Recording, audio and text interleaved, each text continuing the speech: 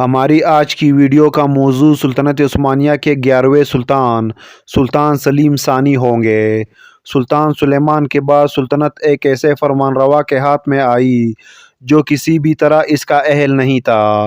جس سلطنت کی بنیاد 13ویں صدی میں سلطان عثمان نے نہایت نیک نیتی سے رکھی تھی، اسے سلطان سلیمان نے 16ویں صدی تک اپنے عروج پر پہنچا دیا تھا۔ عثمانیوں کو انعام میں ملنے والی اس مختصر جاگیر کی وسعت مکہ معظمہ سے لے کر ہنگری کے شہر بودا تک اور بغداد سے لے کر الجزائر تک پھیل چکی تھی، لیکن سلطان سلیمان کے بعد اس کا زوال شروع ہوا اور یہ سلطنت روز بروز ڈلنے لگی۔ اس کی وجوہات اندرونی بھی تھی اور بیرونی بھی۔ 15ویں صدی عیسوی سے یورپ ترقی کے منازل طے کر رہا تھا، جبکہ روس کی سلطنت جو کہ اب تک گمنامی کے اندھیروں میں گم تھی، اس کا شمار بھی عالمی طاقتوں میں ہونے لگا تھا۔ لیکن یہ سب سلطنت عثمانیہ کے لیے اتنا نقصان دہ نہ تھا، بلکہ اس زوال کے اسباب خود نالائق سلاطین عثمانی اور امرائے دولت کے ہاتھوں فراہم کیے گئے۔ سلطان سلیمان کے بعد جو سلطان تخت نشین ہوئے، ان کی اکثریت اتنی بڑی سلطنت سنبھالنے کی قابل نہ تھے۔ نالائقوں کے اس طویل فہرست میں سب سے پہلا نام سلیم ثانی کا ہے، جس نے اپنے مختصر دور حکومت کو شراب نوشی اور عیش و عشرت کی نذر کر دیا اور امور سلطنت سے منہ موڑ کر اپنا زیادہ تر وقت شاہی حرم میں ضائع کیا۔ یہ پہلا عثمانی تاجدار تھا جو میدان جنگ میں جانے سے کتراتا تھا۔ اس سے پہلے جتنے بھی عثمانی سلاطین گزرے تھے، وہ شاہی تخت سے زیادہ گھوڑے کی پیٹھ کو اور کانوں میں رس کھولنے والی موسیقی سے زیادہ تلواروں کی جھنکار پسند کرتے، مگر افسوس سلیم ثانی ایسا نہ تھا۔ یہ سلطنت 300 برس ترقی کے بعد اس کمال عروج تک پہنچی تھی، اس لیے ادارے مضبوط تھے اور انہوں نے سلطنت کا استحکام بدستور قائم رکھا۔ جبکہ سلطنت عثمانیہ کی دوسری خوش نصیبی محمد سوکولی نام کا وزیر اعظم کا مل جانا تھا، جس نے اس سلطنت کا عروج قائم رکھا اور اپنی غیر معمولی دانشمندی کے سبب اسے بیرونی اور اندرونی خطروں سے محفوظ و مامون رکھا۔ محمد سوکولی نے 2 اہم تجاویز پیش کی جو اس کی بہترین ذہانت کی نشاندہی کرتی ہے۔ پہلی، خاکسائے سوئس میں ایک نہر کھودی جائے جس کے ذریعے بحیرہ احمر یعنی ریڈ سی اور بحیرہ روم کو ملا دیا جائے۔ اگر یہ منصوبہ کامیاب ہو جاتا تو ترکوں کی بحری طاقت اور بحری تجارت میں انقلابی ترقی رونما ہو جاتی۔ جبکہ دوسری تجویز دریائے ڈون اور دریائے والگا کو ایک نہر کے ذریعے ملا دینے کی تھی۔ یہ دونوں دریا ایک مقام پر بہت قریب آ جاتے اور یہی وہ نہر کھودی جانی تھی۔ اس کے ذریعے ترکی بیڑے کی رسائی بحر کیسپیئن تک ممکن تھی، جہاں سے ایران، آذربائیجان اور دیگر کئی علاقوں پر بآسانی یلغار کی جا سکتی تھی۔ لیکن اس منصوبے کو پائے تکمیل تک پہنچانے کے لیے استراخان نامی شہر پر قبضہ ضروری تھا، جو دریائے والگا کے دہانے پر واقع تھا اور اس وقت روس کے تسلط میں تھا۔ اس غرض سے محمد سوکولی نے 25,000 ینیچری فوج روانہ کی، جبکہ کریمیا کے 30,000 تاتاریوں نے بھی اس کا ساتھ دیا۔ یہ متحدہ فوج استراخان پر قبضے کے لیے آگے بڑھی۔ یہ تاریخ میں ترکوں کی روسیوں کے ساتھ پہلی جنگ تھی جو موسم کی خرابی کی وجہ سے کامیاب نہ ہو سکی۔ زحمت اٹھانے کے بعد یہ افواج جب واپس لوٹ رہی تھی، تب ان کا ایک بڑا حصہ طوفان کی نظر ہو گیا۔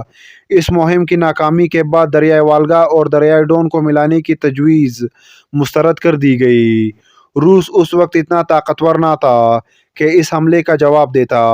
اس نے ایک سفارت کے ذریعے عثمانیوں سے صلح کر لی، جبکہ دوسری طرف یمن اور عرب کے دوسرے علاقوں میں بغاوت کے سبب خاکنائے سوئس کی تجویز بھی ایک نامعلوم مدت کے لیے ملتوی کر دی گئی۔ ان بغاوتوں کو کچلنے کے بعد سلیم ثانی نے سائپرس پر حملے کا ارادہ کیا۔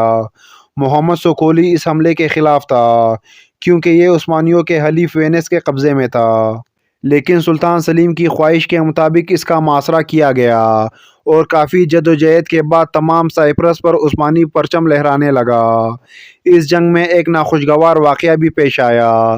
سائپرس کا سالار بریگیڈینو جو ہتھیار ڈال چکا تھا اور عثمانیوں کے طرف سے اسے امان دی جا چکی تھی، اس کے اور عثمانی سالار مصطفیٰ پاشا کے درمیان ایک بحث ہوئی، جس کا انجام یہ ہوا کہ سائپرس کے تمام فوج کو قتل کر دیا گیا، جبکہ بریگیڈینو کی کھال کھچوا لی گئی۔ اس واقعے نے یورپ کے عوام کو خواب غفلت سے بیدار کرنے میں اہم کردار ادا کیا اور مسیحی حکومتوں خصوصاً اسپین، وینس اور مالٹا کے درمیان ایک اتحاد عمل میں آیا۔ اس متحدہ بحری بیڑے کا سالار ڈان جون نامی ایک نوعمر لڑکے کو منتخب کیا گیا جو شہنشاہ چارلس دی ففتھ کا ناجائز بیٹا تھا۔ اس کے جواب میں ترکوں کا بیڑا جو اپنے جہازوں کی تعداد میں یورپی بیڑے سے بڑا تھا، لیپانٹو کے مقام پر پہنچا۔ اس بیڑے کی قیادت علی پاشا نامی ایک نوعمر نوجوان کر رہا تھا۔ اس بیڑے میں خلج علی جیسے کئی تجربے کار افسر موجود تھے، لیکن علی پاشا کی منمانیوں کے سبب ترکی بیڑے کو بھاری نقصان اٹھانا پڑا۔ اس دو بدو لڑائی میں امیر البحر علی پاشا مارا گیا۔ یورپیوں نے اس کا سر کاٹ کر جہاز کے مستون پر لٹکا دیا۔ یہ دیکھ کر ترکوں کے قدم اکھڑ گئے اور عثمانیوں کو بدترین شکست کا سامنا ہوا۔ خلج علی بمشکل 40 جہازوں کو بچانے میں کامیاب ہوئے، جبکہ جہازوں کی اکثریت تباہ کر دی گئی یا پھر ان پر قبضہ کر لیا گیا۔ 16ویں صدی عیسوی میں یہ ترکوں کی سب سے پہلی اور بڑی شکست تھی۔ اس سے پہلے یہ تصور کیا جاتا تھا کہ عثمانیوں کو شکست دینا ناممکن ہے، جو اس جنگ کے بعد ختم ہوا۔ اس جنگ نے سمندروں پر سے عثمانیوں کی حکمرانی مکمل طور پر ختم کر دی۔